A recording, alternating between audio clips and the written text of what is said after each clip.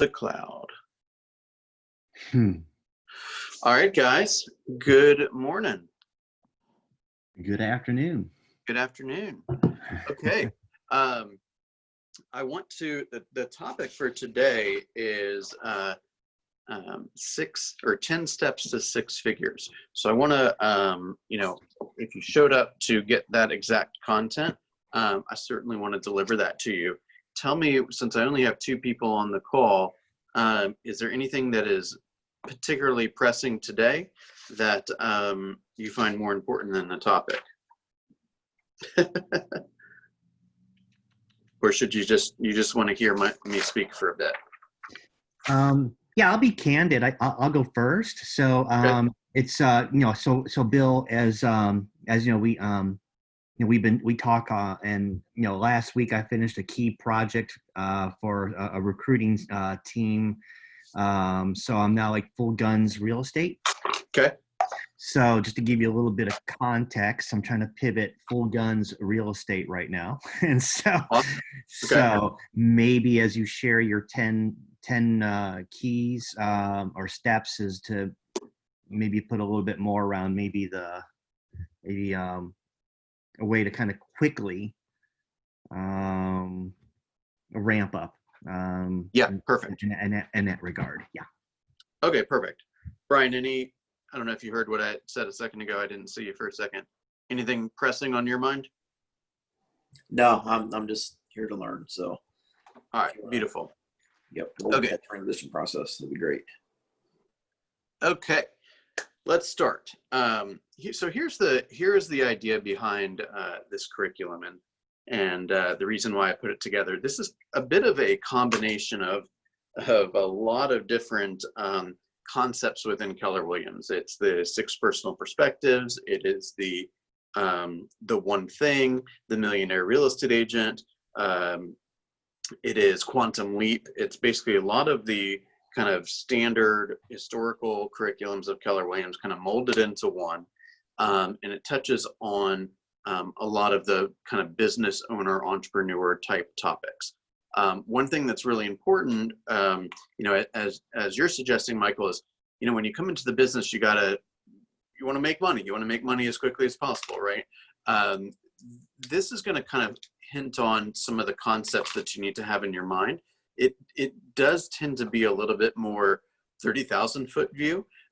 We can go through this pretty quickly, and it's going to incorporate some of the topics, the lead generation, the daily focus, the routines, the time blocking, that kind of stuff, that once we identify that time or we isolate that time on your calendar, then you're going to know exactly what you need to do during that time. And that is what's going to really make the needle move in terms of your numbers. Okay. So I'm just going to quickly run the list of the 10 steps. And then we'll go back one by one and spend a moment on each one. Okay. So these are the 10 steps to six figures. Okay. You need to have a 6-figure mindset and goals. Okay. 6-figure plan, standards, and habits. 6-figure time management. 6-figure database. 6-figure communication strategy. 6-figure accountability and reporting. 6-figure health and morning routine. 6-figure expense management. 6-figure presentations. And 6-figure reputation. Okay. So this is essentially the foundational pieces for building your business. Okay. So let's start off with the big why, or mindset and goals. Okay. As I mentioned before, this is a challenging business. Okay. This is a business that has incredibly high highs and fairly low lows. Okay.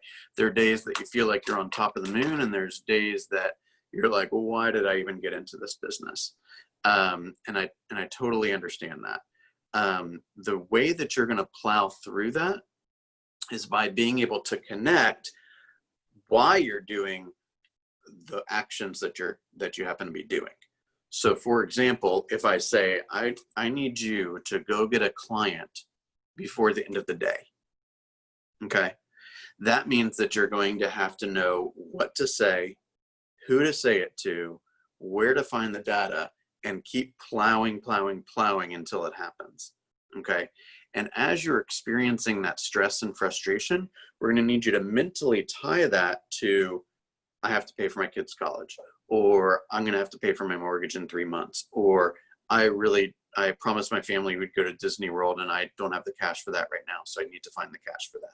Or I want to retire by the time I'm 60, or I need to pay off this credit card debt, or whatever it may be. And the emotion that kind of dusts up in your psyche to show you or to help you connect the why, the reason why you're doing it with the activities. The stronger that connection is, the more clear you are on that connection, the more you'll be able to overcome those challenges. Does that make sense? Mm-hmm. Okay. So the big why is, we say, like, why are you doing what you're doing? So the big why might be because I want to see people reach their full potential. Okay. Now, why am I coaching people right now? I'm coaching people right now because I feel like I can have a bigger impact by coaching than I can by helping just buyers and sellers buy and sell, right? If I can help you help buyers and sellers buy and sell, I can impact a bunch of families. As a matter of fact, I can impact a bunch of families 40 times over. And I can help get you what you desired when you said, hey, I want to be a real estate agent. Okay. So whether that's financial security or to some type of emotional need or charitable giving or something like that, I can impact all of that. Okay. Now, one of the things that we encourage you to kind of ponder is, let's say I was sitting here and we were all three of us were sitting on the porch in a year with a bottle of champagne, celebrating the fact that we all three have had just bang up years, right? Everything that we wanted to happen happened, from a personal standpoint to a business standpoint. Okay. So let's just pick an example really fast. I want you to say, what would have to happen for you to say in 1 year, this year was just phenomenal, right? And that's probably a decision that you should make with your family, right? Or with your spouse or with your kids, whatever it is, to say, I want to be able to say in a year that this was the best year ever. So how would I know, right? What do I need to check off in order for me to be able to say that? Okay. So Michael, let's take your example for a second. You might say, well, I need to make X number of dollars. I'm just throwing a vague response out there. Okay, so let's just say that answer is $200,000. Okay, if we were sitting here a year from today and we were celebrating the fact that you'd had a best year ever, then we will know because you made 200 grand. So if we hit 200 grand, you're like, we're celebrating. If you didn't hit 200 grand, then we may not be celebrating. It just depends, right? So what do we have to do this year to make sure that you sell $200,000 worth, or you earn $200,000? Then we would go to the economic model and say, okay, we have to have this number of appointments and this number of contacts, etc. Then we say, well, what would have to happen this month to be on track for that annual goal? What would have to happen this week for us to be on track for the monthly goal so that we could be on track for the annual goal? What would have to happen today to make sure that we're on track to perform each week so that we can perform each month and be on track each year? So it's called goal setting to the now, right? We have this goal that we've connected with this, psychological like success story, right? And then we've tied that back to our activities in a very, very clear way. By the way, that's why we ask you to track a bunch, because if we don't track it, we can't improve it, right? So that right there will keep you on a mental standpoint, always thinking about what needs to happen today so that I can be on track, right? And this is going to sound really, really raw. If enough days go by where you're not on track, you're either going to have to big time catch up, or you're going to have to reevaluate what you consider successful, right? Or a great year, so to speak, right?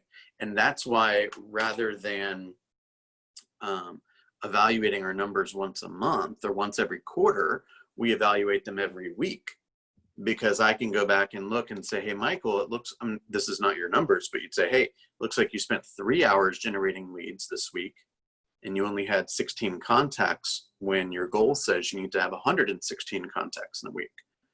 So let's walk through that. Let's talk about what obstacles might have gotten in the way, or whether you had something pop up, that prevented you from doing that. I'm not saying that's a bad thing. I'm just saying, hey, we got to address it. The facts are the facts.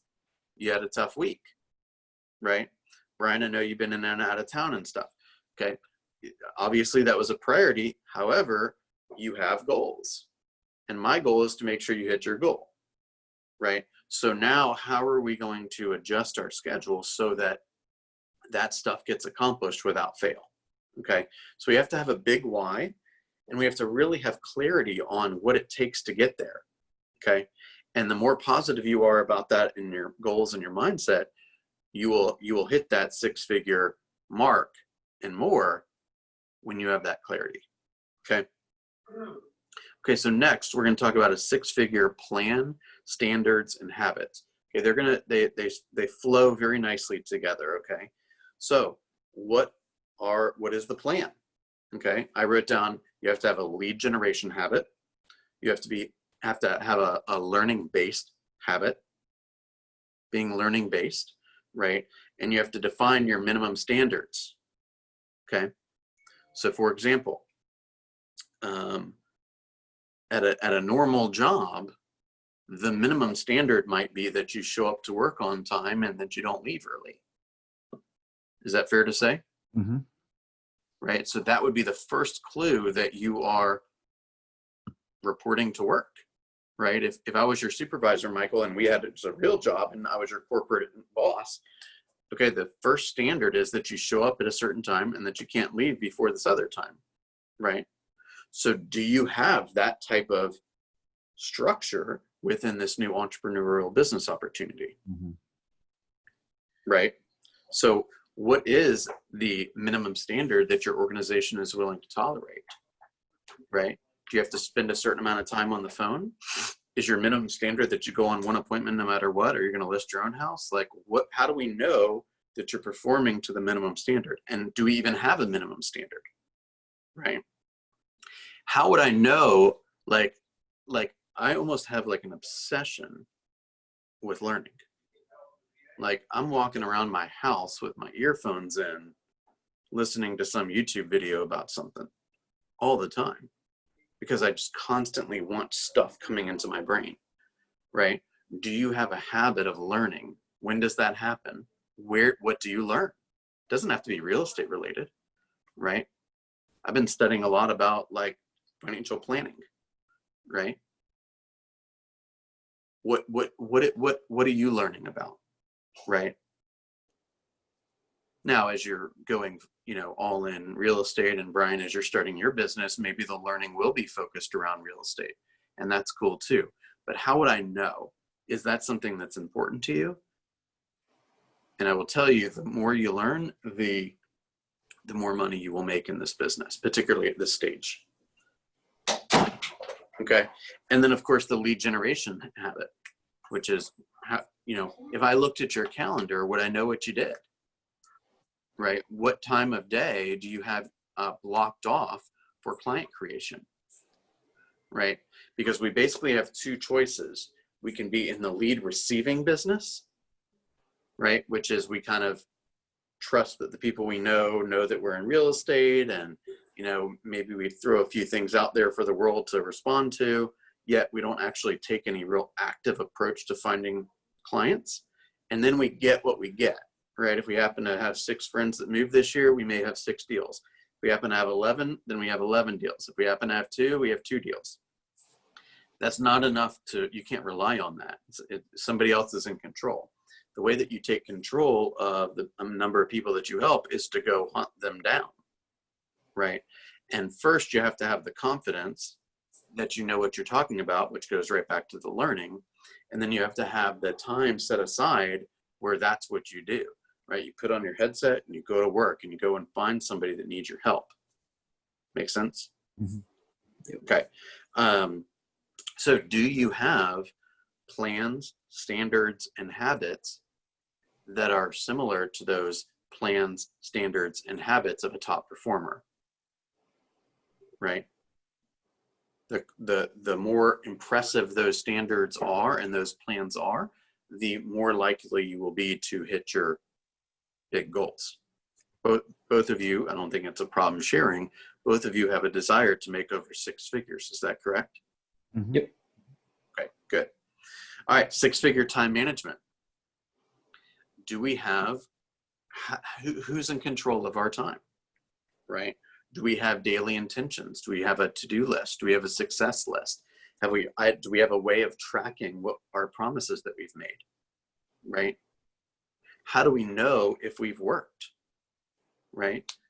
So both of you now know how many people you need to reach on a daily basis, contracts or contacts, and then you know how many appointments you're supposed to go on each week and certainly each month. Are you doing that? And do you have enough time set aside in your calendar to ensure that that happens, right? That, by the way, is going to come from having a 135 or GPS Mm-hmm. and from knowing your 411, right? So I come in each day and I look at my 411 and this tells me what my priority is, right? I need to go on appointments and I need to, review my goals and I need to talk to my coaches and these types of things, right? So if I'm not clear on what my priority is, then I go to my email and I check to see if anyone else's priorities need to be addressed. And what ends up happening is that you don't get to focus on your stuff. Make sense? Mm-hmm. So the question is do I wake up each day and say, hey, today's going to be a hell of a day. And the reason it's going to be a hell of a day is because during that slot, I'm going to go find a client. And during that slot, I'm going to be with my family. And during that slot, I'm going to rest. And during that slot, I'm going to learn. You see what I'm saying? And the better you get at saying no, the better everything will be. So life is not really about what you say yes to. It's really about what you say no to. The more successful you get, you're going to be asked for it. Everyone's going to want your attention and your time. And your ability to say no is going to be a huge determinant to how successful you ultimately become. Because if I said yes to every person that wanted to see me, I wouldn't have any time for my family. Does that make sense? Yeah. So you need to get to that point. And remember that you might say, well, I don't have that many clients, blah, blah. Well, the reason why you don't have any clients is for that exact reason. It's because you're not stingy with your time. Because if you go and have coffee with everyone that wants to have coffee with you, and it's not going to result in a paycheck, you're missing out on the time that you could have spent to go find that client. Right? No, every problem in real estate can be resolved with more clients. Right? You guys have heard me say, if you got one client and the guy's a bigot and he's always late and he never listens to what you suggest and he isn't respectful of your time, well, sometimes you put up with that because that's your client, right? And if you can't make up your mind between Stone Mountain and Ackworth, so be it. That's my client. I love him. He's always late, right? But if you have 50 clients that you're courting and 49 of them respect your time and aren't bigots and follow your advice, then you ain't got time for that other dude, right? You're going to say no to him.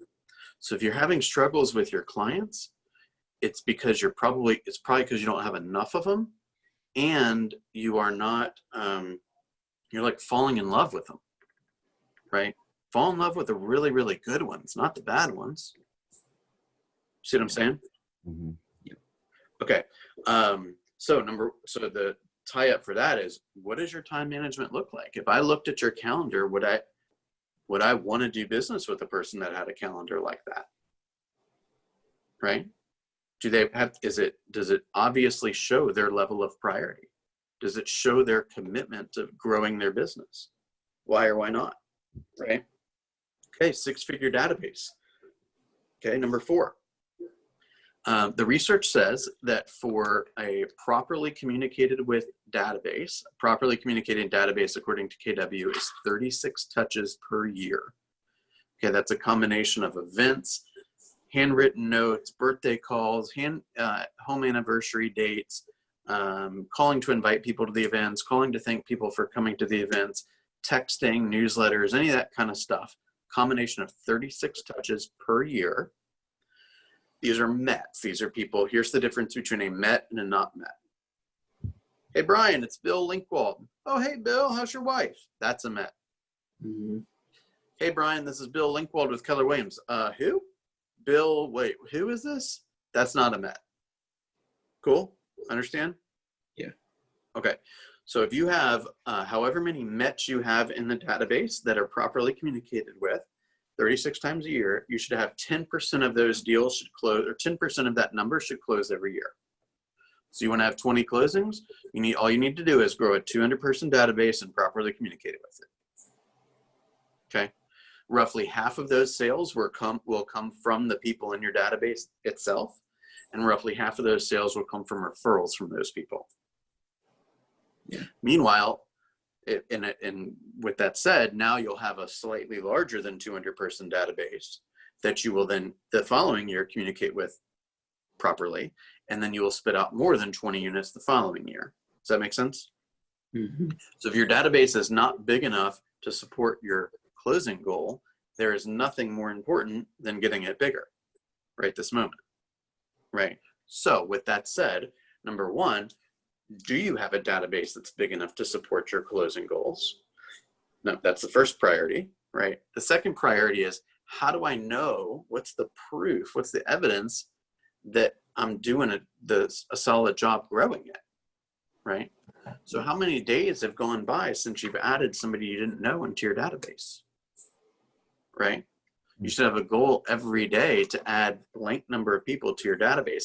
I'm going to throw out a number that I believe you both will agree is reasonable and will make a substantial difference in your business in the future. 2, your goal every day, the time you open your eyes to the time you close your eyes, did I add 2 new people to my database that I did not know prior, or that weren't in my database, right? So did you get your car done and you added the clerk at the car dealership? Did you get a referral from a past client? Did you add a new neighbor to your database? Did you add another home-related vendor to your database? Doesn't have to be a ready, willing, and able buyer or seller.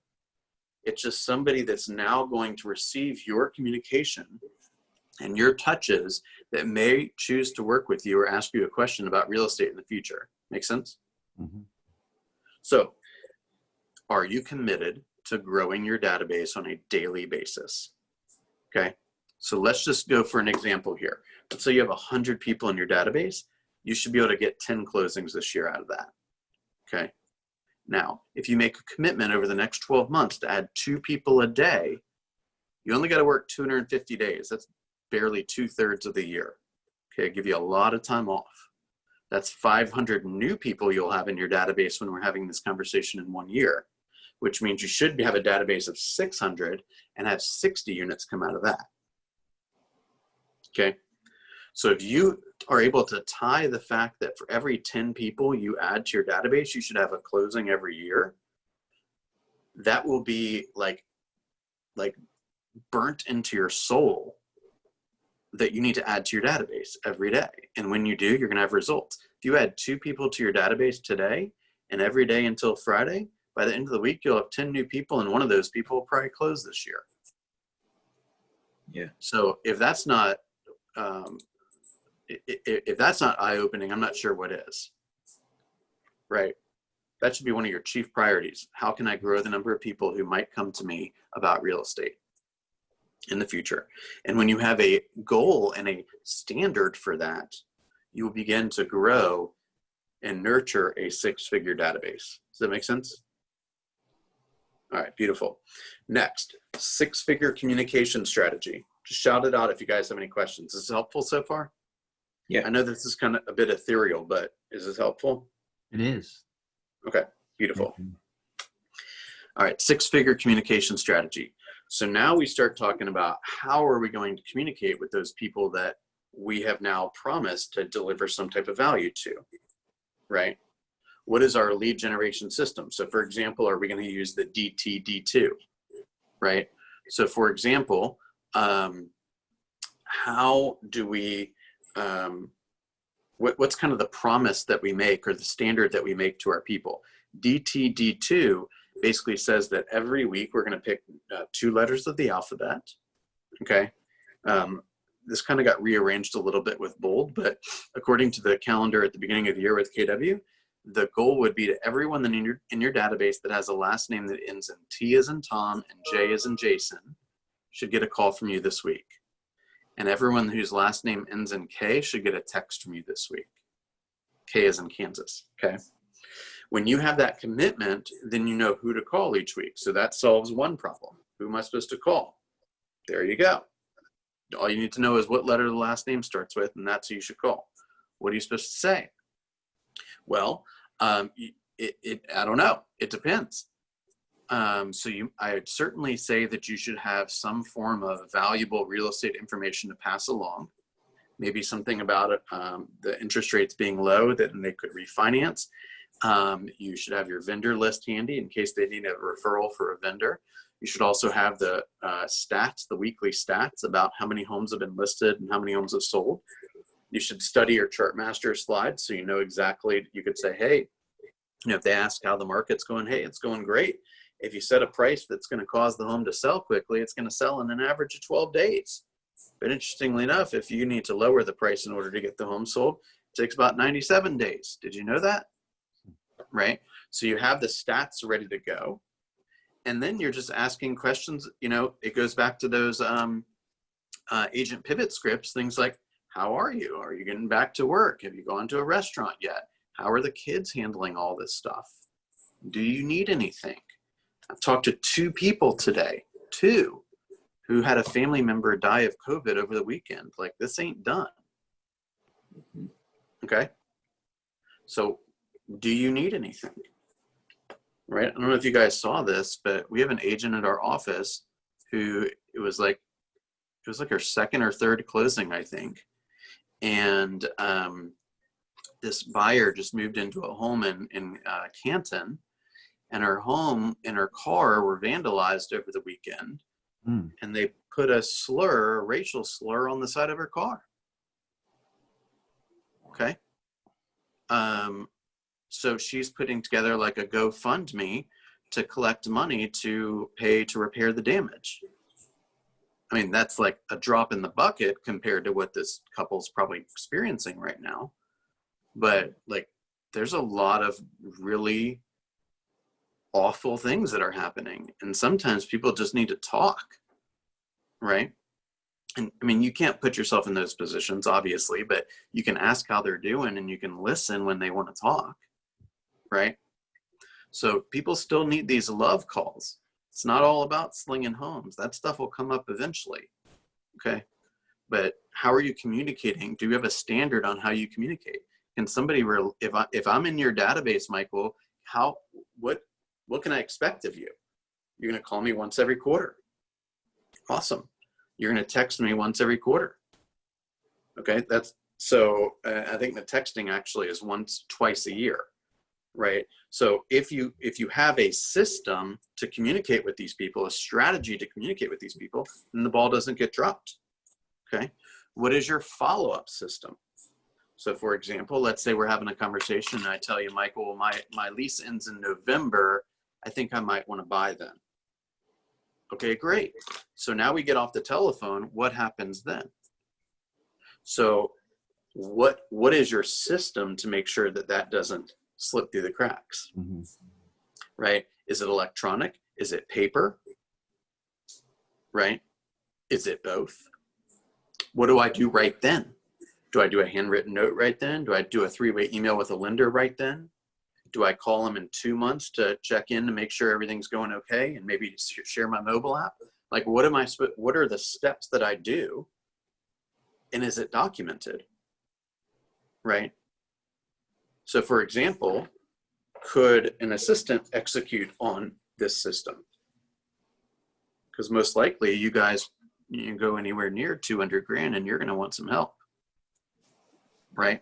Yeah. So do you have that systematized? Like, does it look like a business? Right? If I'm new to a Subway and my job is to bake the bread, you think they got an instruction manual to show me how to bake the bread? Or do you think the only person that knows how to bake the bread is the owner?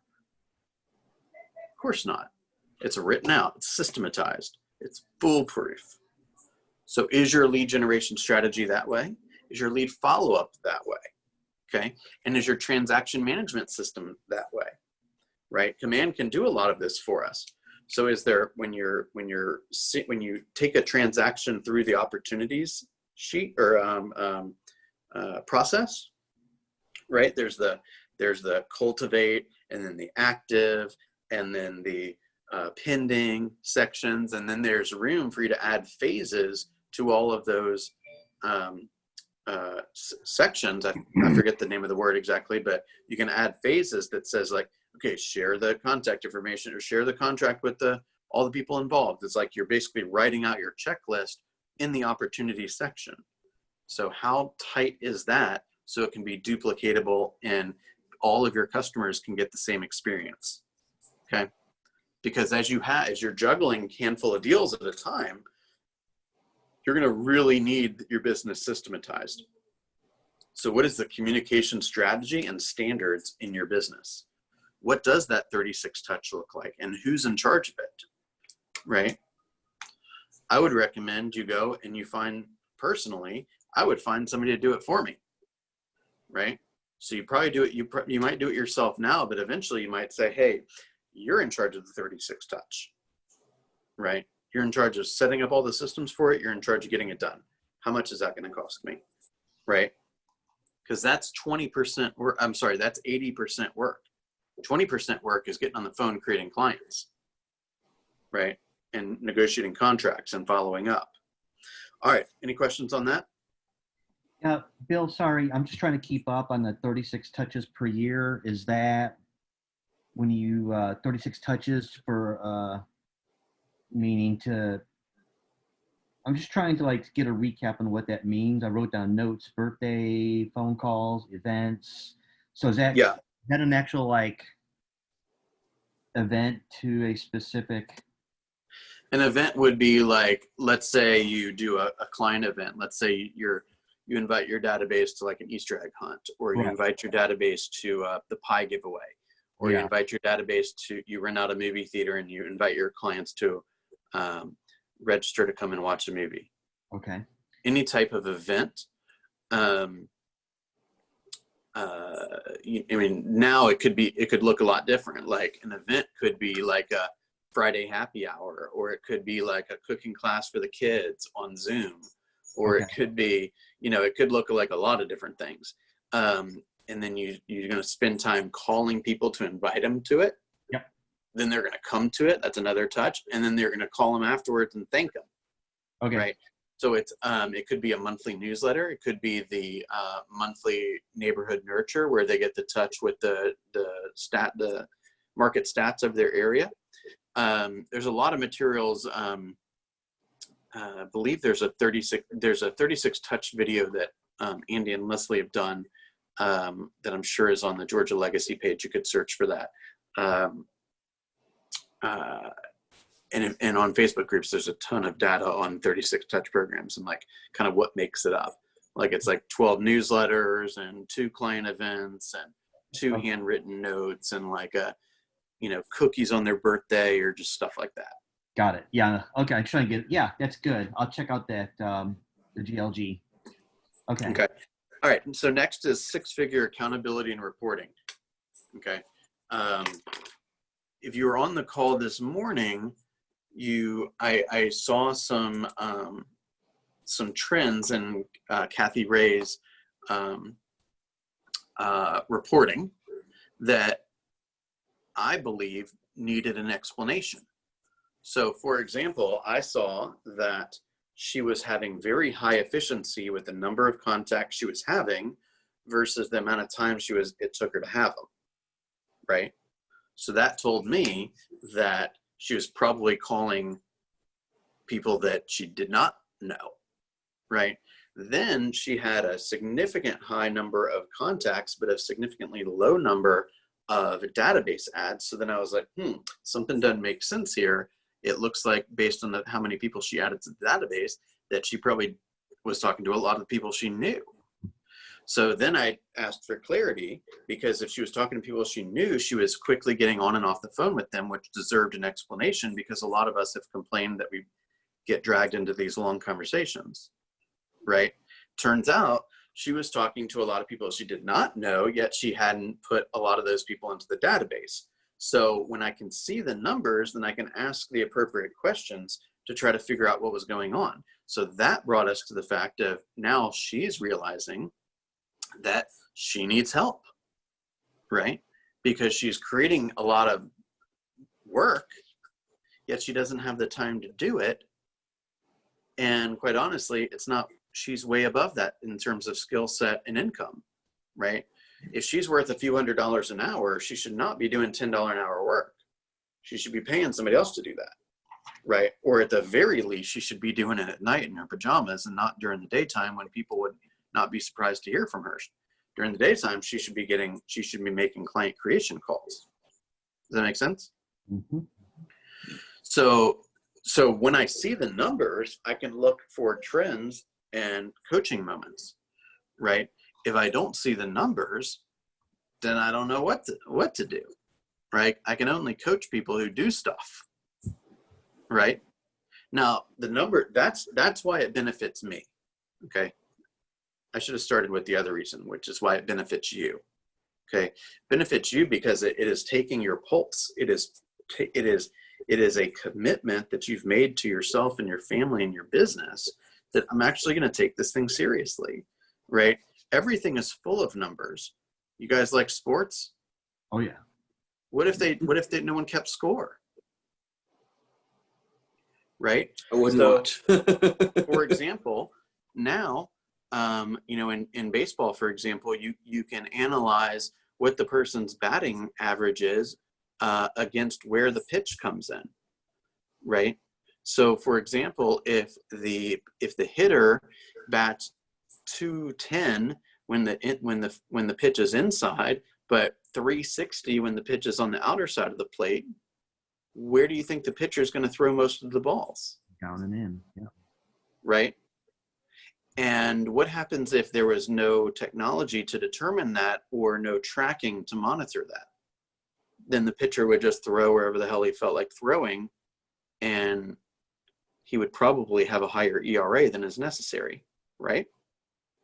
Yep. So if we analyze the data, then we know how to coach and we know how to adjust, right?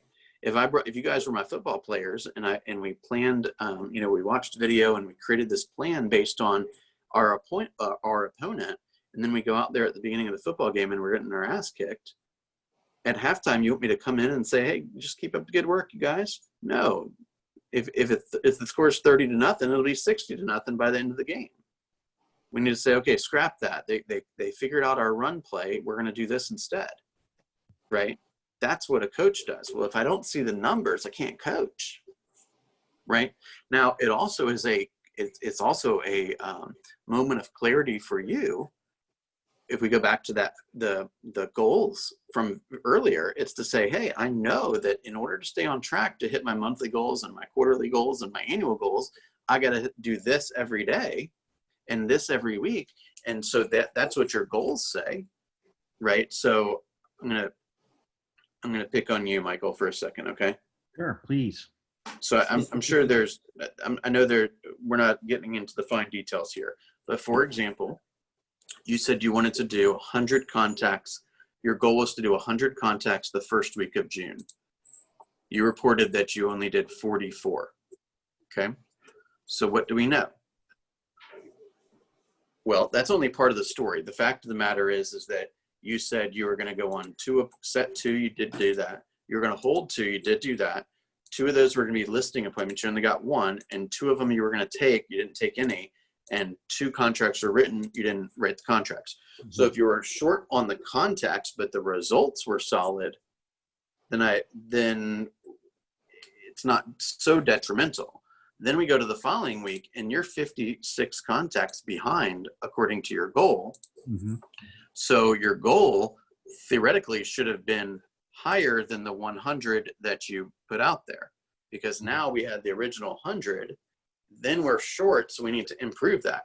Now we happen to do bold 100 and you made 137 contacts, so you're still technically a tiny bit behind, but you're closer to on pace. Mm-hmm. Right? By the way, I only see the first half of your reporting for last week. Okay. If you can go in and finish that. So basically what we say is, so according to the sheet, you practiced more than you anticipated practicing, and you spent more time in command than you had a goal to, right? But you had a goal to go on 3 listing appointments and take 3. So the question is did that happen or not? And let's just assume it did not happen. As sick as this sounds, I want that to hurt a little bit. Right? I want you to have to put a 0 on top of the 3, because 3 is what you determined was your goal plus any shortfall. Mm-hmm. And if you put a 0 there, it's like knowing you lost, right? You force yourself to figure out a plan to win, mm-hmm. right? If you're trying to lose weight and you jump on the scale and you close your eyes when it weighs you, what good is that going to do? Mm-hmm. Right? Look at the number, right? I said to my wife, I hadn't weighed myself in a week or so. I said to my wife, she yelled at me the other day for not working out. And I said, look, if I'm going to get on the scale, and if I'm 175 or more, I'll do 100 push-ups on the spot. Right? What I should have said is, yes, dear, you're right. Would you like to work out with me right now, and select the video? But instead, I made a smart-ass comment. Luckily, it was under 175, but it wouldn't have been pretty if I wasn't, right? So let's open our eyes. Like, we're either on track or not on track. This is for y'all's benefit, okay? That's like, at the end of every sporting event, you start to play a little defense, right? You run the ball, you let the clock run out, right? Where you pass a few extra times, right? This is what we do. This is our sport. We're either winning or we're not winning, or we have no freaking clue. And the people who have no freaking clue generally are not making anywhere close to 6 figures. Make sense? Mm-hmm. Yep. Okay. So Brian, I know you've been in and out of town, but please catch up your numbers, okay? Yeah, definitely. Okay, perfect. Okay, so next is, and also set your goals for this upcoming week. Okay, so the goals, don't just throw them out there randomly. The goals should be what the goals are for your specific business, plus whatever shortfall you had. Okay. We can only improve what we track. Okay. Next, 6-figure health and morning routine. Okay. One of the things that I realized is that I knew exactly what I was supposed to do. I just didn't have the damn energy to do it. Right? So have an awareness around that, right? When do I feel clear-headed? When do I feel a little sluggish, right? If you feel sluggish in the morning, don't lead generate in the morning, or figure out how to not feel sluggish in the morning. Do you need to take some vitamins? Do you need to drink more water? Do you need to get more rest? Do you need to read some motivational thing? Do you need to hug your family? And let's look for trends of when we feel really good and when we feel really crappy, so that we can do our best work when we feel great, right? And if we feel sluggish in the morning, let's do some experimentation. Instead of going to bed at midnight, can we go to bed at 11? See if that changes anything. If we eat a bunch of fried food, let's quit eating so much fried food, right? If we drink a bunch of soda, let's see if cutting down the soda helps us maybe feel better, okay? Because this is all we got. you only get one of these, right? If you can't live in your body, where are you going to live? Right? So how are you taking care of yourself? And what's your routine? Right? If you have a bunch of distractions where you're trying to work, okay, well, how is that going to be? How are we going to solve this issue? Are we just going to acknowledge it and move on? Or are we going to acknowledge it and make an adjustment? Okay. If you're not full of energy and you're not sure, and you don't have some regimen to your lifestyle, it's going to be difficult to be in that six-figure club. Okay. Okay. Six-figure expense management. Okay. This is about forecasting your commissions, right? Running a profit and loss, right? Making sure that you take the appropriate percentage of your income down to the bottom line, right? So this is eventually getting into relationship with a CPA. It's being familiar with the profit and loss concepts. It's being familiar with what a cost of goods sold is, and making sure your operating expenses are within, normal best practices, right? Are you ready to hire an assistant financially? Are you ready to hire like piecemeal out, right? In opportunities, as we know, you can plug in your, hey, this person is I'm meeting with next week, and we're doing a listing presentation, and they've got a $275,000 home to sell. That's going to be a commission check of $8,000 or whatever, right? Then I've got this other thing, and basically you can look at your opportunities at all times and say, hey, if all of these deals fall into place, right, I will make this. Is that on goal? Or do I need to add some people to this list? And if you need to add some people to the list, there's nothing more important than going and find more clients, right? There used to be a tool called the pipeline tool, where I'll kind of draw something out for you guys. So it looks like this.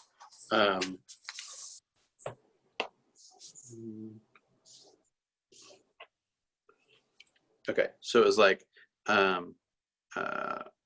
prospect, agreement, under contract, and let me think about this for 1 second. Prospect, agreement, under contract,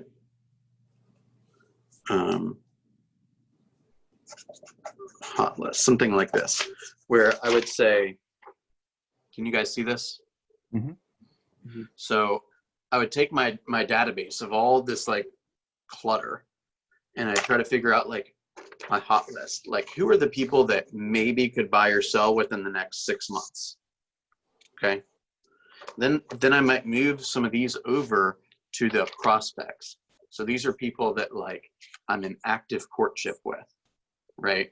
We don't have an agreement signed yet, but we're flirting with each other. Okay.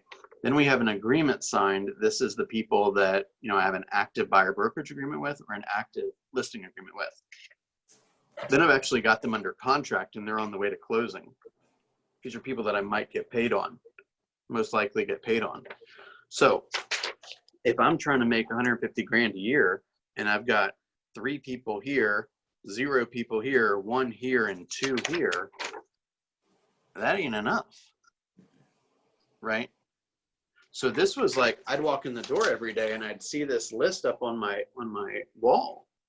And this was as clear of an indication as possible that I was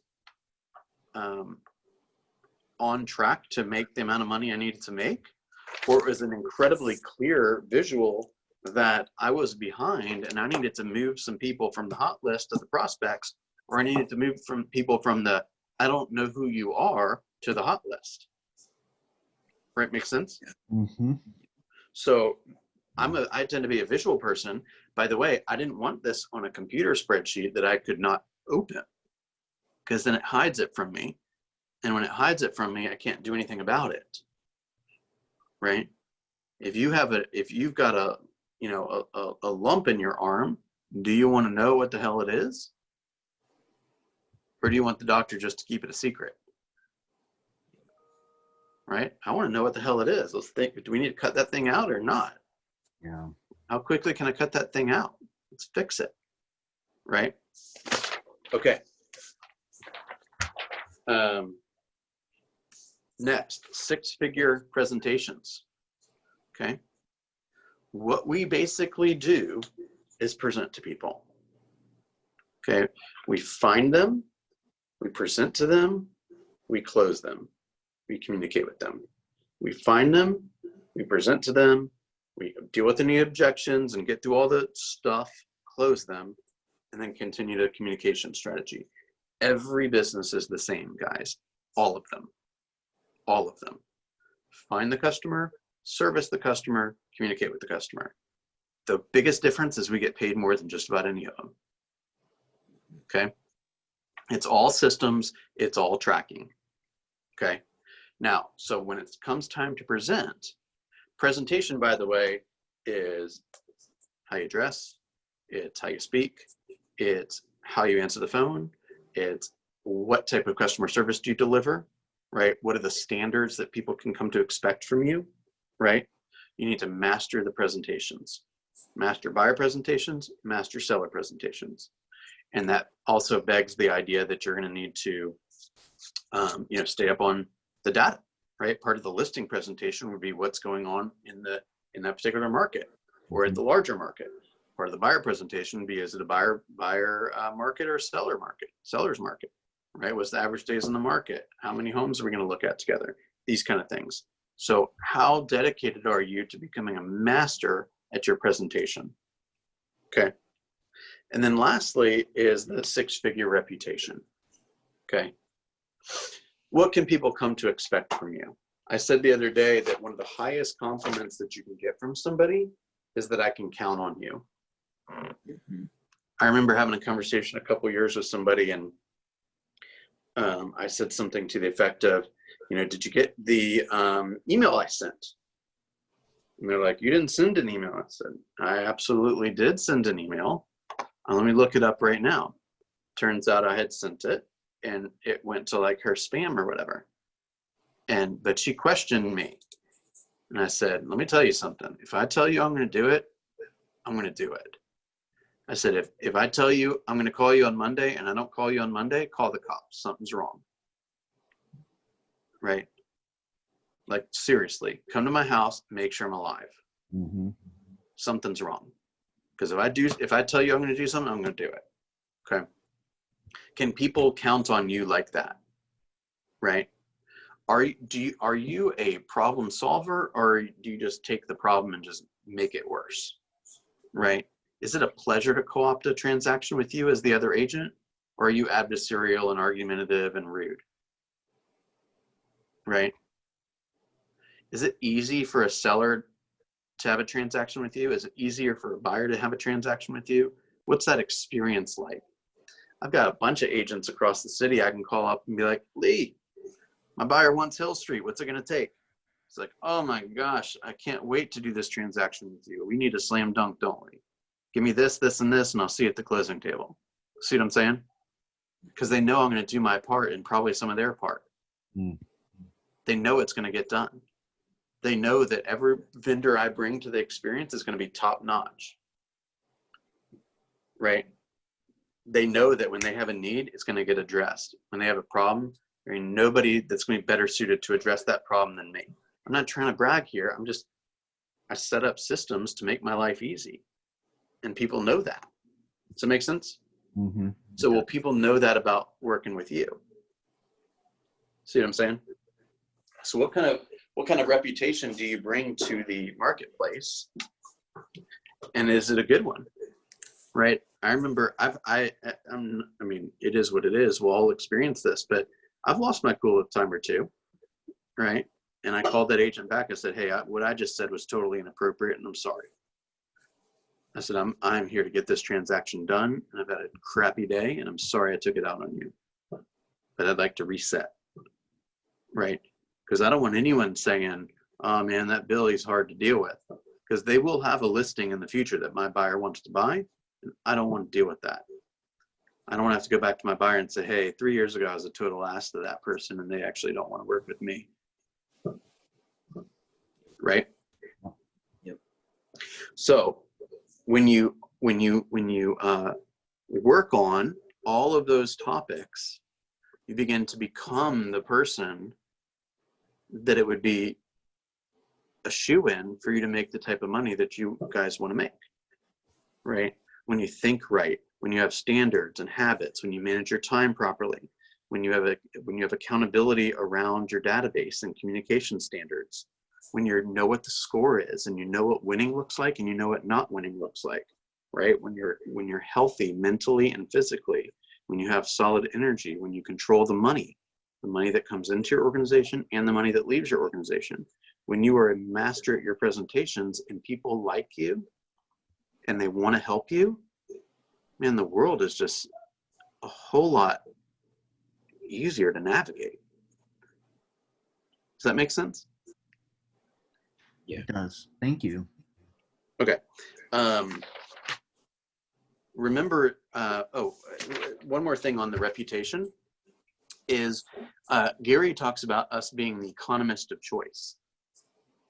So if you're going to be the economist of choice, you should have some awareness around, trends in the marketplace. You should also have some awareness around what's going on with interest rates. You should also have some awareness around, what is happening in the larger economy, right? You want to be able to have intelligent conversations, because if the prospect asks you questions and you don't know the answer to them, you really can only say, I don't know, a few times before they're like, well, damn, I guess I should go find somebody who does know these things. Right? And no one's a bigger life of the party than the real estate agent. Everyone wants to talk to the real estate agent, right? So you want to know some stats and be able to have some, let's say, for example, Michael, I called you and I wanted to buy a home in Alpharetta, and I was considering having you as my agent. Mm-hmm. And I said, hey, is this, how far away is this home from the Avalon? And you said, what's the Avalon? Oh boy.